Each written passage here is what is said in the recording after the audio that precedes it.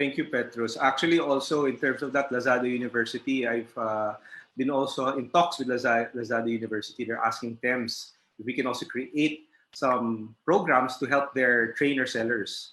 So I guess understanding that certain organizations really put a premium to the people. Because if your people, if mawalan kayo ng tao, maybe be your sellers or in your back end, then it's, even if for all the automation you can talk about, it will still be powered by people. So I guess it's understanding, how do we upskill these people, as you did mention, Petrus, to make them even more effective in new roles that are coming up. Dana, would you care to share your point of view in this? Well, a lot of the things Petrus had touched on, no? But one of the benefits of moving into the digital space is you now are able to expand your reach. Kung dati offline ka lang, you have your own shop, your restaurant, your own branch. Ngayon, maaari ka nang magpunta online. I think kailangan din ma-shift yung mindset natin na digital is not going to destroy what is traditional. Digital will actually expand and augment ang ating mga serbisyo. Gaya nga ng sabi ko, magkakaroon na tayo ng offline at online presence. And dahil dito, mas magiging adaptable tayo and mas magiging less affected tayo pag mayroong mga external factors na nagaganap. Katulad, magandang halimbawa dito yung nangyayari ngayon. Since tayo ay nasa ECQ, maraming mga negosyante ang nangailangan talagang mag-shift online. Maraming nauna na last year pa lang or in the previous years have already started moving their businesses, augmenting their businesses to have an online presence. Marami ring na puwersa na mag-shift online. And the good thing about this is it also helps build up the skills of people.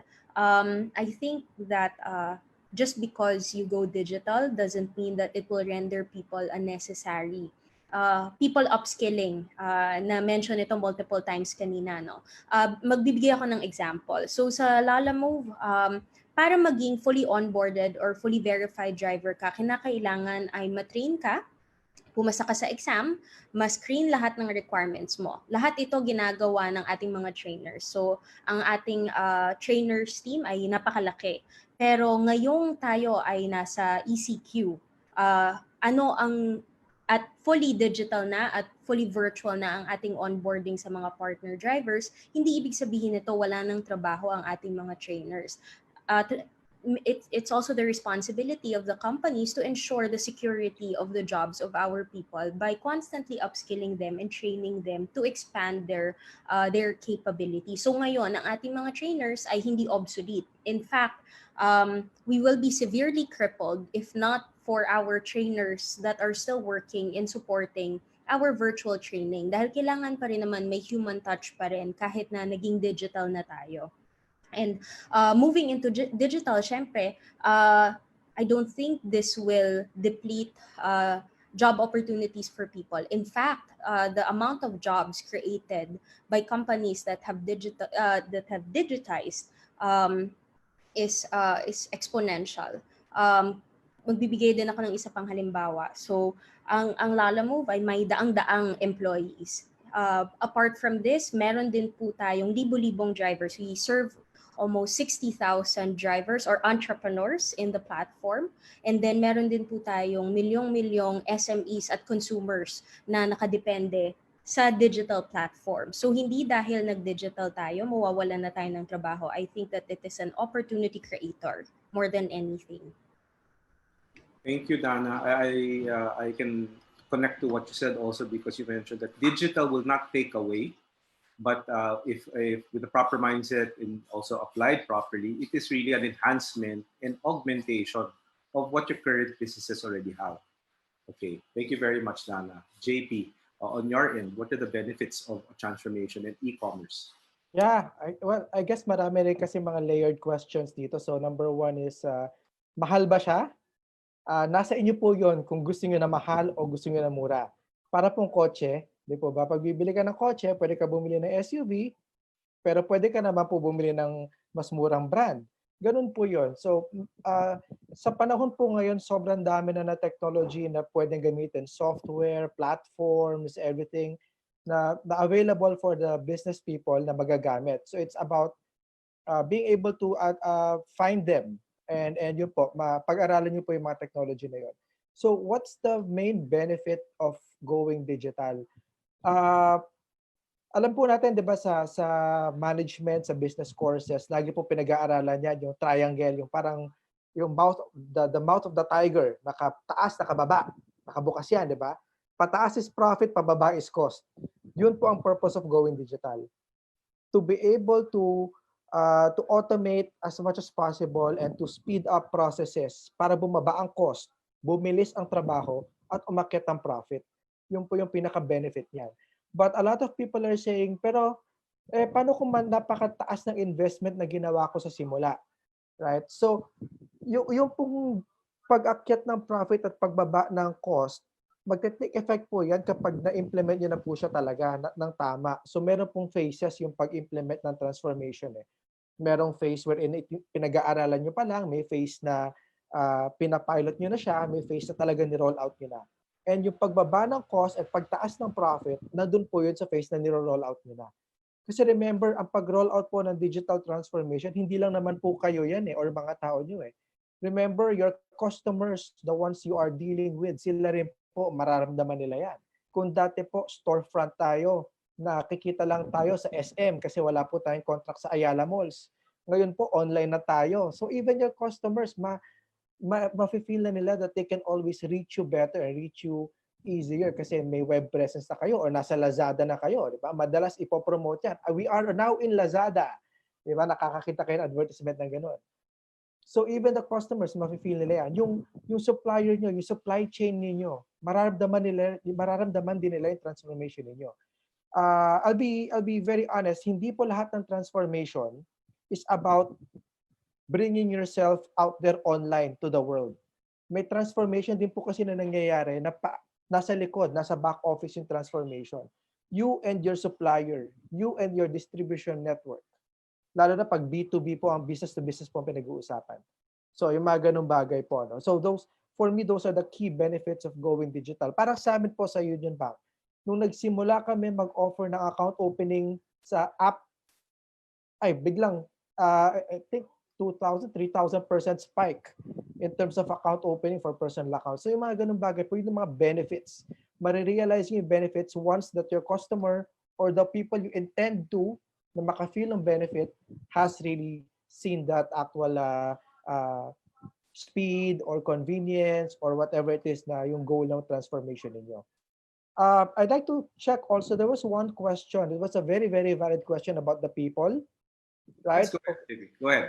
Yeah. In the bank, when we started our transformation, ang unang sinabi ng presidente namin, si Edwin Bautista, is no one will get left behind.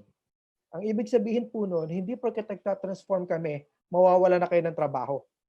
Yan. Marami po natakot dyan kasi pag nag-automate ka ng process, yan. Tapos meron pa mga very, very scary words like robotic process automation. Max. Yung mga robots daw. Pero iba pong ibig sabihin. Pero marami nagsabi, paano na ako? Ako yung nagpiprint ng cheque ng mga kliyente natin araw-araw sa likod. Ibig sabihin, wala na akong trabaho. Ganun ba yon? Hindi po ganun yun. Kasi sa likod po ng technology, meron pa rin taong nagpapatakbo niyan. Di po ba? That's why importante po talaga na maturuan natin yung mga tao natin to either transform the processes they are doing or transform to a different kind of job that they might be interested in doing. Wala po kaming tinanggal, wala kaming pinaresign for redundancies, nothing. Everyone stayed put, everyone transformed. Parang yung kwento ko po kanina, di ba? Meron nga po kami security guard sa office namin, outsource siya. Naging interesado doon sa isang training program. I think it was about financial advisory for dummies. Parang ganoon eh. And then, tinulungan namin siya makagraduate din kasi wala po siyang degree para ma-employ namin siya sa bangko at naging financial advisor siya sa insurance arm namin. So even that kind of transformation, basta sa amin po, and I hope that every business owner, every CEO, every executive will also take this into heart. Every digital transformation, put your people first. It means nobody should be left behind. always include them in very critical decision making, lalo na po pag pinag-uusapan is redundancy sa trabaho, mababawasan yung level ng trabaho. Kasi meron po laging paglalagyan ng mga tao natin. May example si Petrus kanina, tumaas pa yung number of employees nila. Diba? Sa amin din, actually, tumaas din yung number of employees namin kasi may mga bagong klaseng trabaho kami na nabuksan para sa mga existing namin at sa mga bagong papasok.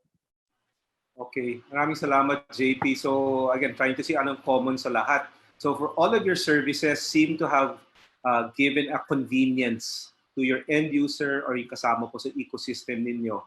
It also allowed larger reach in terms of an audience and probably larger scale baka sa transactions. As you mentioned, JP, nag-spike. Dumami yung mga employees both on Lazada and Lalamove.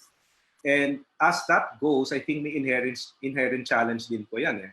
In any increase of audience base or transaction, lumalabas din po yung mga concerns for customer experience, yung customer satisfaction. Baka ngayon, tataas yung expectations din po ng mga kasama natin sa back-end, our partners, but also, of course, our end customers, our end users. So when you talk about managing a customer experience and customer satisfaction, how do you guys go about it, and how does digital actually help create a better experience? May I ask Dana to share your thoughts on this? I think mula dun sa na-mention natin kanina, no, na centering yung mga decision natin on our purpose or why we exist, yun yung makakatulong para masigurado na napoprotektahan natin yung mga interest ng ating mga customers, ng lahat ng gumagamit ng ating platform. As we build services that are geared towards making lives easier for them, making things efficient, more affordable, reliable, the customer experience will definitely continue to get better.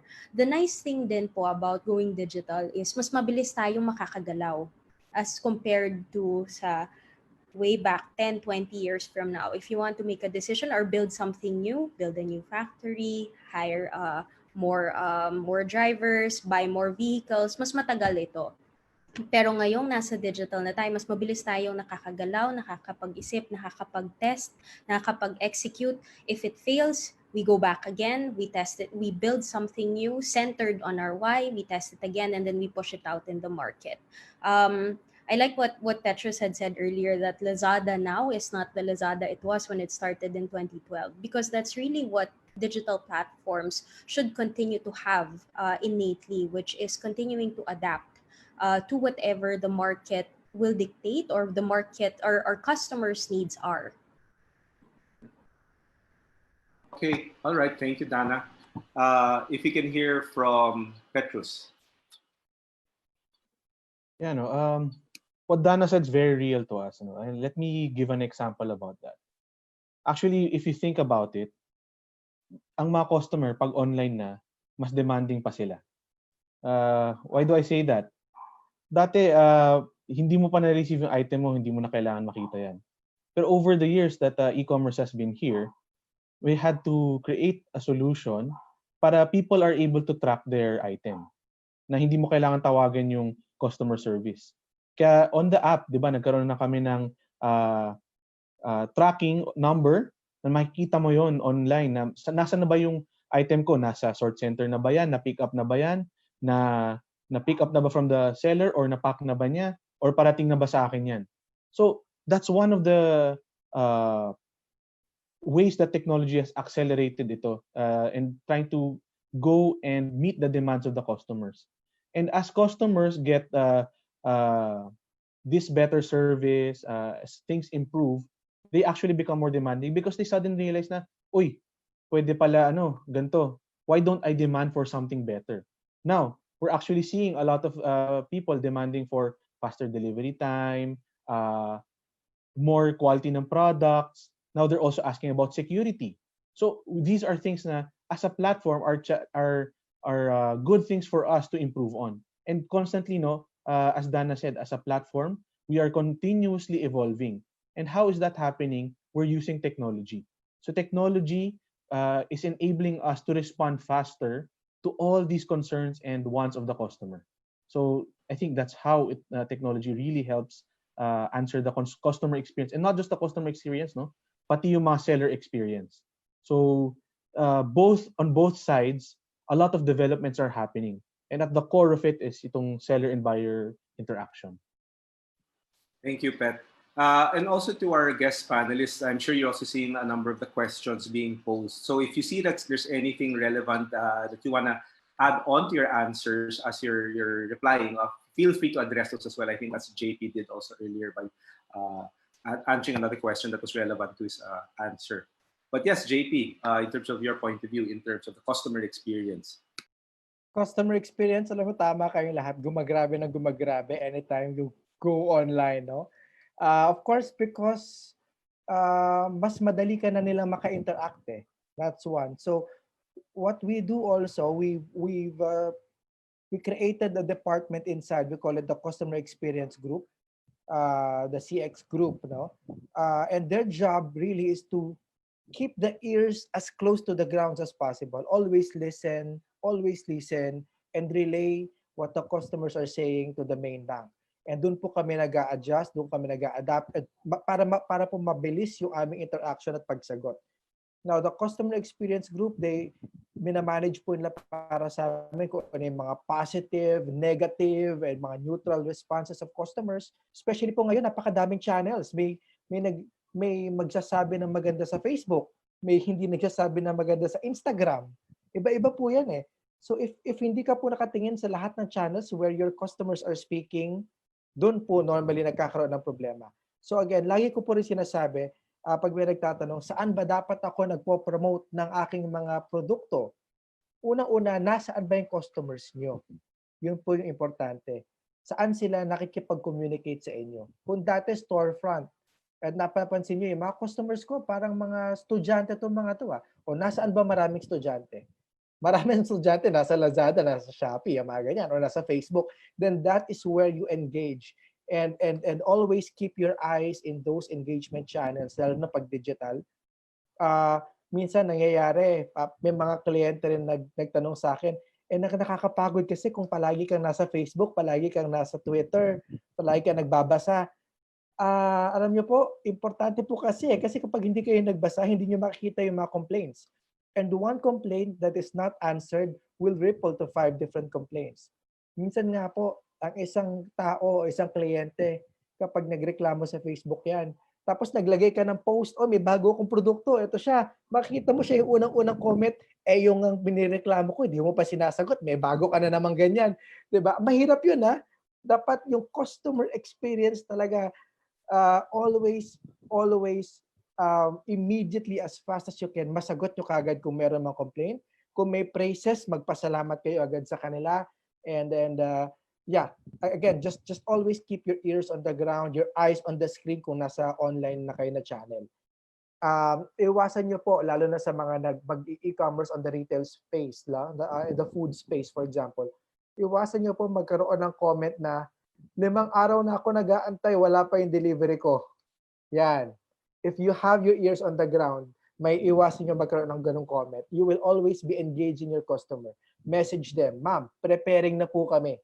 Ma'am, malapit na po, huwag kayong mag-alala. Ma'am, ECQ lang po kasi, kaya bigyan nyo po ng additional 3 days. Yung mga ganong bagay yan. Always keep them engaged. And that's the number 1 solution on customer service, is keeping them engaged. Okay, salamat JP. Yes, keeping them engaged. I think I can connect yung sinabi po ni Petrus kasi itong ECQ, 2 na yung products na in-order ko sa Lazada. Isa yung clipper para sa buhok ko. Isa naman charging cable kasi lahat ng lightning cable ng mga iPhone dito sa bahay sira. But yeah, yung tracking, I think nakita ko nagbago yung tracking. Dati tracking number lang. The next time I check, sa pangalawang shipment, may map na lumabas. So I don't know if I didn't see the map function. But it just made me feel, on the way na siya. So no need for me to feel, nervous or whatever. Parating na siya. So again, tumataas yung expectation, but it's also using technology to help in managing the expectation and giving the best experience. Here's a question po. I think I'll address it to everyone. A bit. I think some of you touched on it, but baka you can give a more definitive answer where you're coming from. This is from George Season. Does transitioning to e-commerce affect our expenses and product price? Will we have lesser profit?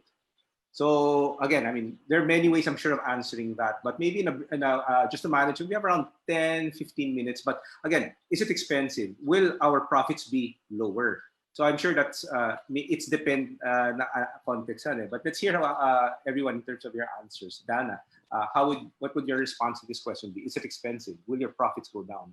I think I'll answer from the perspective of the industry I'm in, which is logistics. No, shifting into digitized logistics has actually allowed us to drive our prices down and increase profits even further. Why do I say this?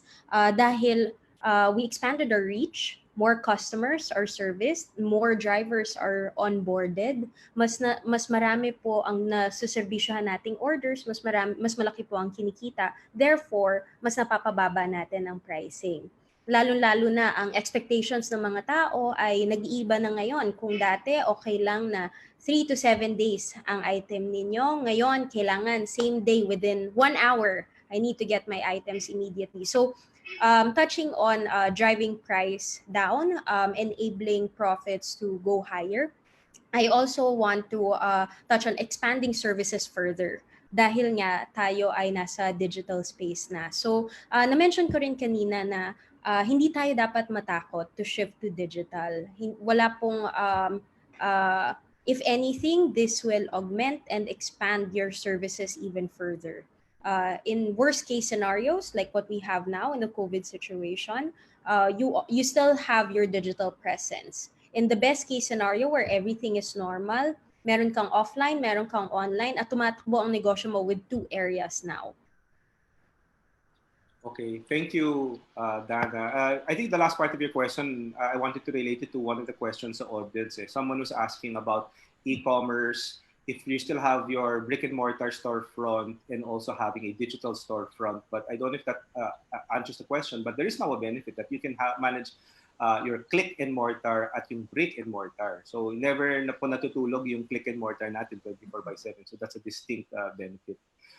But yeah, maybe we can ask JP your response on, is it expensive? Will profits go down if you're going to a transformation? If we relate to the original part of it, where if you transform to e-commerce, no, will it be expensive? It will be expensive if you're not responsible. If, for example, gusto kong magkaroon ng e-commerce, sabi kasi ng DTI, dapat mag-shift na ako to e-commerce, di ba? Tapos naghanap ka ngayon ng naghanap ka ng web developer from the United States who will charge you $120 per hour just to make you a website. Expensive po yun. Di po ba? But if you engage platforms like Lazada who will allow you to sign up for free, if you want to sell on a marketplace, o kung si Global Linker po, naisipan nyo gumawa ng sariling website, libre naman po kami. So, hindi na po expensive yon. Di po ba? So, yung pong pag-aaral kung ano yung mga available para sa inyo right now, which is a webinar na ginagawa po natin yung Control Biz. Napakaganda nito because na-promote natin kung ano yung mga mabilis, ready, available, and libre para sa kanila. No? So, remember, kaya lang po siya magiging mahal is if akala kasi natin yun dapat ang gawin ko eh. Ganun eh. So dapat talaga pag-isipan natin mabuti bago tayo gumawa ng isang bagay. Akala ko kasi kailangan, kaya sabi kasi ng isang kaibigan ko, dapat daw mag-hire ako ng graphic artist para maganda yung website ko eh. Hindi po palaging ganun yun.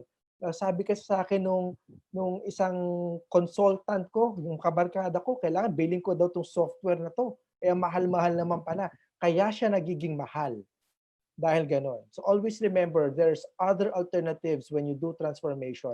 Sobrang daming alternatives, sobrang daming systems that could be perfect for how much your resources na pwede mong i-allocate sa kanya. At number 2, syempre, yung fact na naiintindihan mo ba gamitin yung technology na yon. Marami din mga technology, mga systems na madaling intindihin, madaling pag-aralan, kaya madaling i-implement ng mga businesses. So yun po yung sagot ko. Kung mahal siya o hindi, nasa atin po talaga yun. Maraming mahal, maraming mura. Pero lahat po yan effective. Okay. Salamat, JP. Yes, I think that's true. Kasi, there is a freemium model. Free muna. Testing muna. Let's see. And see if it works for us. Then you go to the premium version where you start paying. So at the starting point, lahat po from email marketing, ang daming free. Lahat ng starting point and free. Website creators, Facebook's free. So importante na po mag-experiment din. I think that's important. But yes, we can start with free, going into paid. Pag na mas klaro sa atin what works for us without having to go into big investments or any payment first for a paid platform. Petrus, on the Lazada side, your response. So I think if it's going to be expensive, para I don't think that's going to be expensive so much. Kasi the beautiful time right now, just to add to what JP and Dana said, right now, ang daming options. Ang daming options ng lahat ng tao. There's Lalamove, there's Lazada, there's Grab, and you're not tied to be staying in just one platform. You can use everybody's platform and sign up lahat dun. And most of these platforms will allow you to sign up for free. And these arrays of options actually very good din itong ginagawa ng DTI kasi you are able to see ano yung mga enablers that is anong bagay sa business mo. So if you're talking about what do you need, it doesn't have to be expensive kasi if you already have a website, for example, if you already have your operations in place, all you need is to sign up on Lazada, for example, to have your own store to get more traffic, or you can also engage with Dana, yung Lalamove, so that for delivery services. So that's one option. If you need financing or any other service, you can also go to JP, sa UnionBank. So there are a lot of options and most of them are free. The second thing is expenses. How will it affect your expenses? Yes, there are certain investments that may be needed to be invested upon, tulad ng mga sa tao. You might need to invest in some people. You might need to invest in some back-end logistics, or we might need to invest in additional wares. But it depends naman on your business, where you want to take it. If you want to start from the comfort of your own homes and a very small inventory, ikaw mismo nagpapack, pwedeng-pwede. But if you want to take it bigger, there's no problem. Again, there's an option. But most likely, expenses will go down for me. Kasi there are a lot of expenses that you do not have to do when you're setting up. You can use your existing business permit, for example, not a new company. Or there are rent. You don't need to rent an additional store space, for example. So there are things that in expense side, nababawasan siya. And then when we talk about this, people usually forget that it's not just about expenses. It's also about revenue. Revenue, ibig sabihin yung benta kung mas malaki. And most of the time, those will cover a lot of the investments that we will have to do. So, and the third thing I want to say is that now that we have this program of DTI, this reboot package, a lot of the platforms, especially us, everybody here in the panel, are offering a lot of services that we did not offer before and now are free. So I advise everybody to take advantage of that situation. And this one, learning is one of them. Thank you, Petrus. And again, also for reminding that DTI, of course, has played a key role in making all of the platforms as accessible as possible sa mga MSME natin. So with that, I think we're ending to the closing of our panel. But as a last thought, it's like a two-part question, because if hopefully our MSMEs are getting more convinced, there is still the question of aspect on safety and security. There are concerns of sellers who, if I have products and my designs are very unique to myself and they're on a store, and then baka nakawin o gayahin yung produkto ko. There is concerns about scammers and fake sellers and what happens to things like about data. And when you look at it, parang, uy, ang dami pa palang consideration. But again, those are good questions to have, because I think the word that JP used was being responsible. But maybe just to close, if you could address your thoughts on how to deal with aspects of safety and security as a business owner, and then your last words of encouragement, just to really convince everyone, to get into e-commerce as part of your transformation. So that'll be the last round, and then maybe we can have Petrus to share your response. Okay, so I think there are a lot of concerns here. Safety, security, scammers, data privacy. So to answer that, no, I think it's very important actually to get partners that not only are there and available, but also you trust.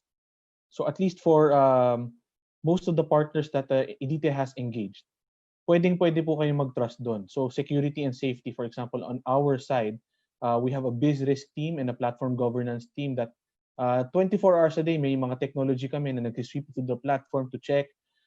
We have a customer service in place. And data security is one of the pillars of all the platforms here.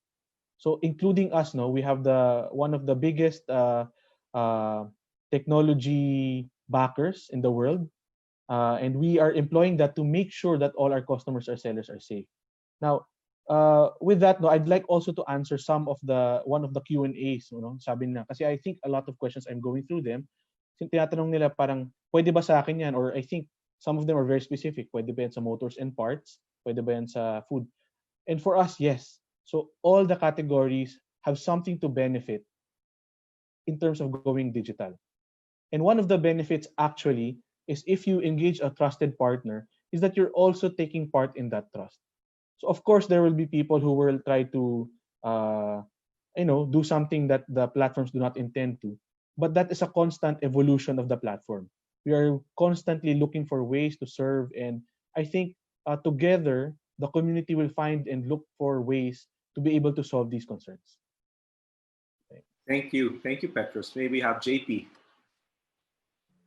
Yeah. So, maraming tanong about that, about being secured, yung mga nakokopya yung produkto, intellectual property, and all those things. No? Well, tama naman talaga, when you select a partner, when you select someone that you're going to, kumbaga, parang kasi mangyayari yan, parang, ini-entrust ko sa'yo, di ba? Yung store ko, yung e-commerce store ko. Always look at the size of the partner and kung may mga known ba na mga issues dati or things like that, diba? How good or how strong is their own security? Ano mga ginagawa nila kapag may mga issues on infringements, copyrights, yung mga ganyan bagay. Although that might sound very technical, but one way to really look at it is yung pinapartneran ko ba, how big of an organization are them, and does government agencies also promote them? Yan, unang-una yan, pwede mo kagad tignan yan. But honestly, in reality, when you go out to e-commerce, mangyayari po yan. Parang sa regular world, 'di ba? Napapansin natin 'to. May magtatayo ng sisig restaurant sa isang kalye. After 3 days, meron nagtayo ng sisig restaurant sa katabi niya. Tapos may magtatayo ng another sisig restaurant na may itlog doon lang sa kabilang kalye. Ganun po talaga sa commerce. Pag may isa nagkiklik, other people will jump in. Right? The same with e-commerce and more in e-commerce because mas marami nakakakita ng produkto ninyo. Now, it's about maintaining your customer engagement and maintaining the quality of your service, the quality of your product. Yun po yung pinaka-importante.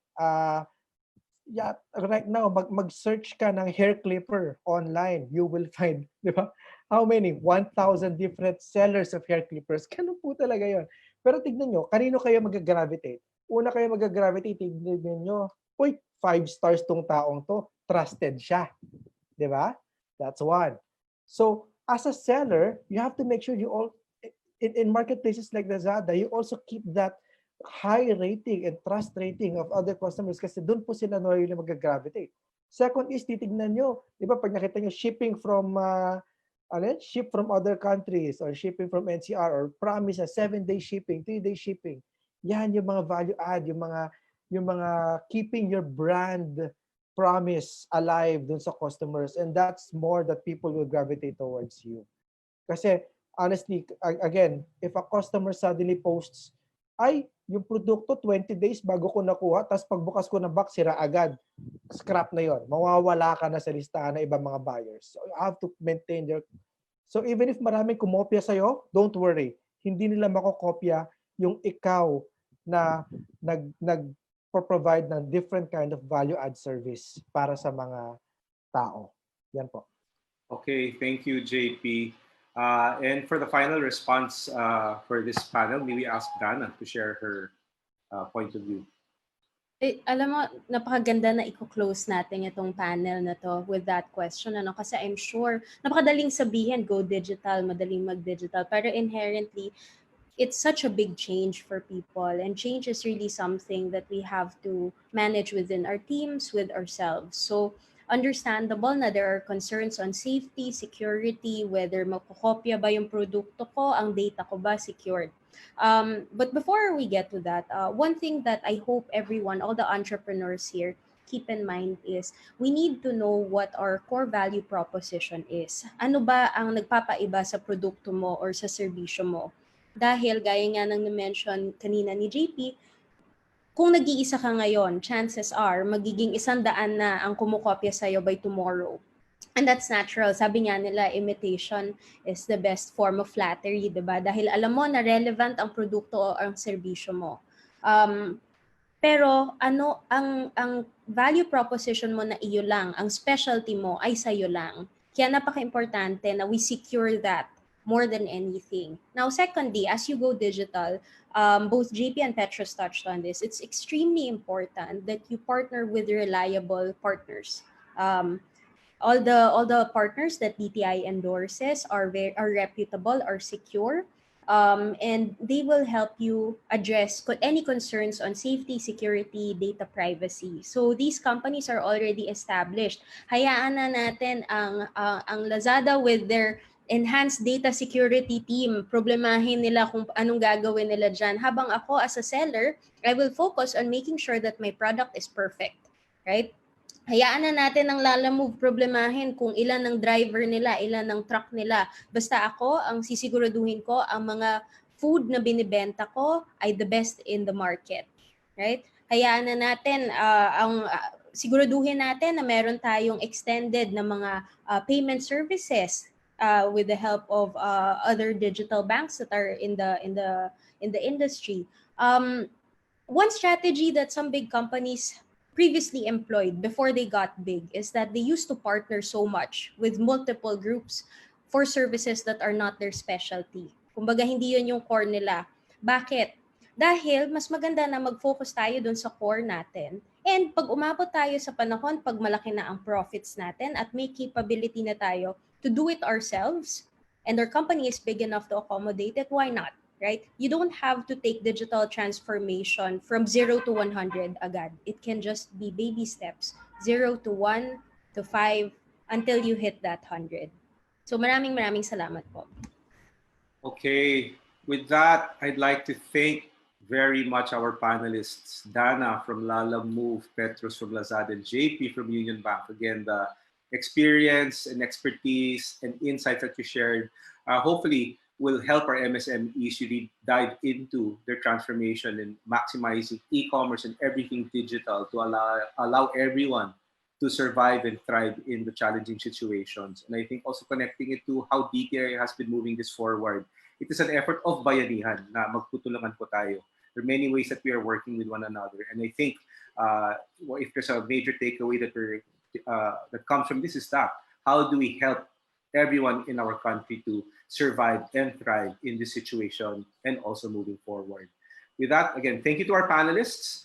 And I'd like to give a number of thanks to our other partners. But before I do that, please to all of our attendees, don't fail to take the survey form and feedback form at the end when you exit, and also it's found in your chat, the link.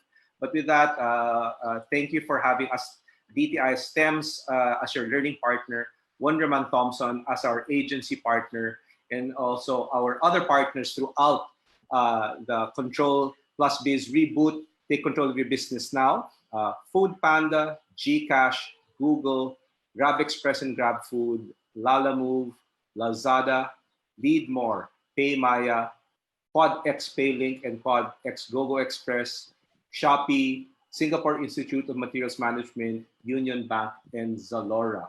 And before I go, I see Asik Jean. Would you care to share a few words with our audience for this at the end of this panel? Asik Jean. I think you're still Again, mute, Asik. There we go. I'm sorry.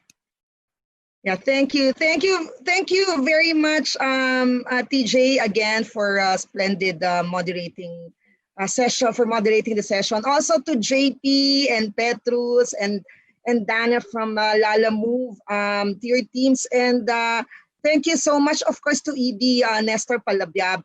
Actually, I would like to just I said, sabi ko sayang, don't na give me the time for the closing so that we have more time for the speakers to speak. But allow me to just answer one question in the Q&A, which was not anymore read. It came from Warren de Guzman. I don't know if it is Warren de Guzman of ABS-CBN, but let me share with you his question. He said, to DTI, thank you for spearheading the digital transformation. From these webinars, it is apparent that private sectors are already supporting you. My question is, what are the support being given by other government sectors and agencies, BIR, FDA, etc.? To Warren and to everyone, I would like to say that what happened for the past 4 days has really